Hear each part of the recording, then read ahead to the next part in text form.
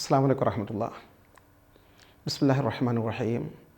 അൽഹംദുലില്ലാഹ് വസ്സലാത്തു വസ്സലാമു അലാ അഷ്റഫി റസൂലില്ലാഹ് വഅലാ ആലിഹി വസഹബിഹിൽ ഫായിസീന ബിറല്ലാഹ് അമ്മാ ബഅദ്. ആദരണീയരായ സഹോദരങ്ങളെ, സഹോദരിമാരെ,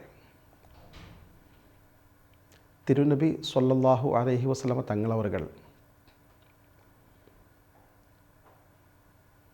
മനുഷ്യ സമൂഹത്തെ നേർവഴിക്ക് നയിക്കാൻ ആവശ്യമായ എന്തൊക്കെ കാര്യങ്ങളുണ്ടോ അത് മുഴുവൻ പഠിപ്പിച്ചു തന്നിട്ടുണ്ട്. ഇന്ന് നമ്മുടെ നാട്ടിൽ വലിയ തിന്മയായി എല്ലാ മതവിഭാഗങ്ങളും ജാതി മതഭേദമന്യേ ചൂണ്ടിക്കാണിക്കുന്ന ഒന്നാണ് ലഹരി പദാർത്ഥങ്ങളുടെ പ്രയാസങ്ങൾ.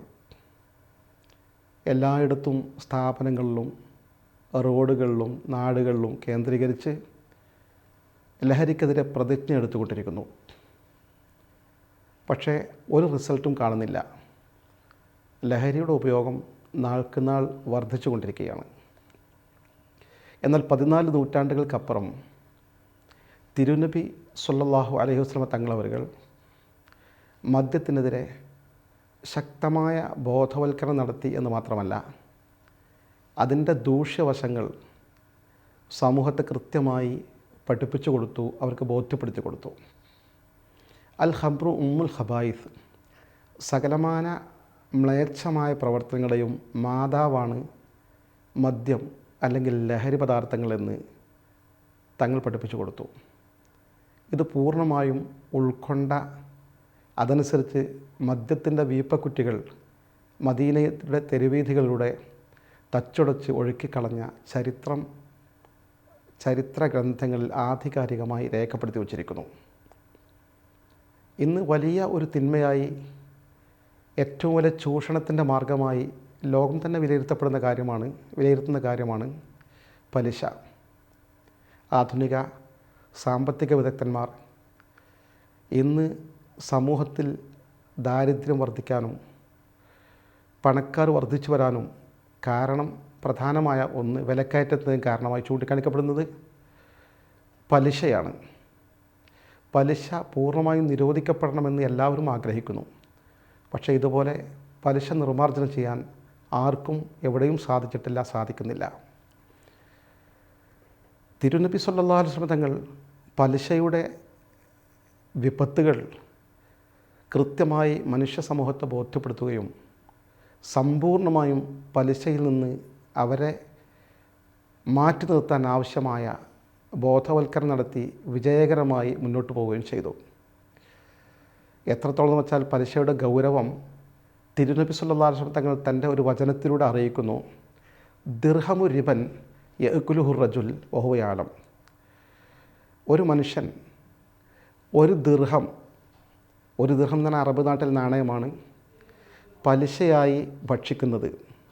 അതറിഞ്ഞുകൊണ്ട് ബോധപൂർവം പലിശയുടെ ഒരു നാണയത്തിന് തൊട്ടിന് തുല്യമായ വസ്തു ഭക്ഷിക്കുന്നത് അഷദ്ദു മിൻ സിത്തിൻ വ സലാസീന സന്യതൻ, 36 തവണ വ്യഭിചരിക്കുന്നതിനേക്കാൾ മാരകമായ പാതകമാണ് എന്ന്. ആ പ്രശ്നത്തിൻ്റെ ഗൗരവം എത്ര പ്രാധാന്യത്തോടു കൂടിയാണ് പ്രവാചക തിരുമേനി സ്വല്ലല്ലാഹു അലൈഹി വസല്ലം പഠിപ്പിക്കുന്നത്.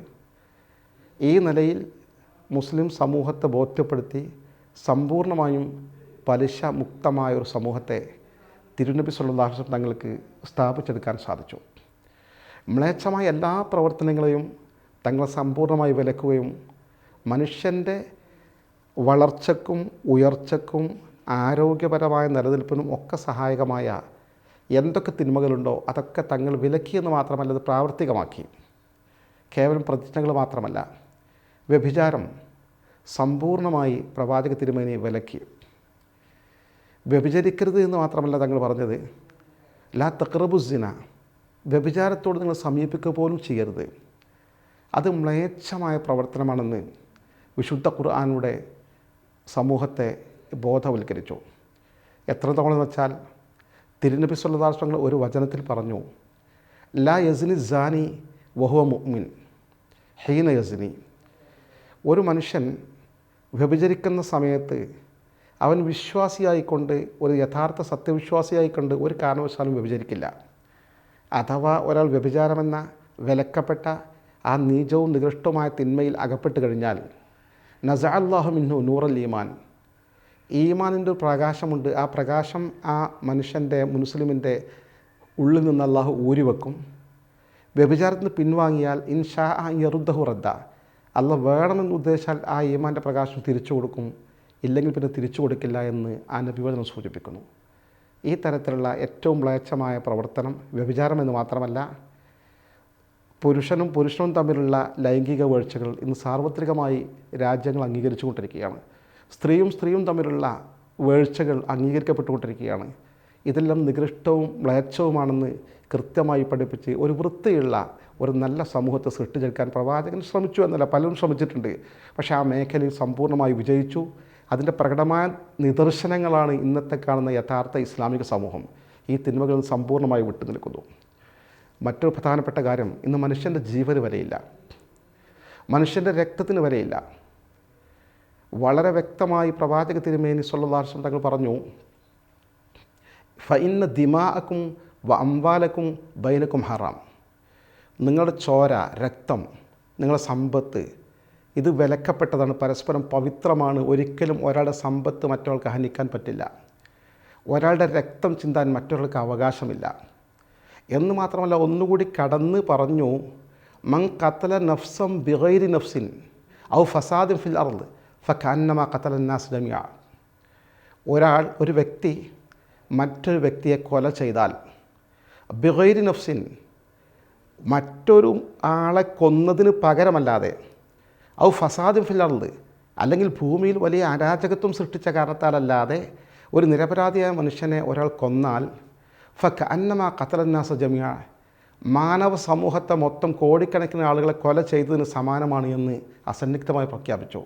ഒരു മുസ്ലിമിന് ഒരു കാരണവശാലും മറ്റൊരാളെ കൊല ചെയ്യാൻ പറ്റില്ല എന്ന കൃത്യമായ പാഠം നൽകി. ഈ നിലയിൽ ഇസ്ലാം പഠിക്കുകയാണെങ്കിൽ, പ്രവാചക തിരുമേനി സ്വല്ലല്ലാഹു അലൈഹി വസല്ലം അധ്യാപനങ്ങൾ പഠിക്കുകയാണെങ്കിൽ, അത്യുദാത്തവും അത്യുത്കൃഷ്ടവുമായ ഒരുപാട് അധ്യാപനങ്ങൾ എന്ന് മാത്രമല്ല, ഒരു സമൂഹത്തിന് അല്ലെങ്കിൽ ഒരു വ്യക്തിക്ക് നേരായി ജീവിച്ച് നല്ലൊരു സമൂഹത്തെ സൃഷ്ടിച്ചുകൊണ്ട് മുന്നോട്ട് പോകാൻ ആവശ്യമായ എല്ലാം ആ അധ്യാപനങ്ങളിൽ കാണാം.